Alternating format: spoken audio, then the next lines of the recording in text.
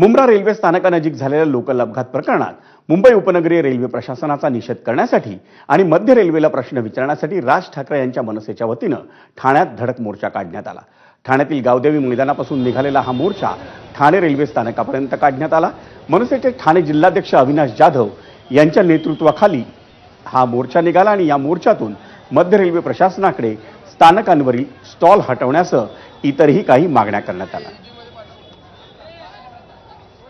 आज ठाणा स्टेशनला कुठल्याही स्टेशनला हे पेपरचे स्टॉल प्रत्येक ह्याच्यावर कशाला हवे तो? हे पेपरचे जे स्टॉल आहे प्रत्येक प्लॅटफॉर्म, आता एक जो माणूस स्टेशनच्या आतमध्ये घुसतो तो घेईल ना पेपर तिथे। प्रत्येक आता डिजिटल युग आलेलं आहे, लोक मोबाईलवर बातम्या वाचतात, तरी प्रत्येक स्टेशनच्या मध्ये जिथे महत्वाचे 2 डबे येतात त्याच्यामध्येच बरोबर तुमचा तो पेपरचा स्टॉल्स असतो, तिथे चेंगराचेंगरी होते। याच्या बाबतीत ही गोष्ट जर आम्हाला कळते तर तुम्हाला का नाही कळत आहे?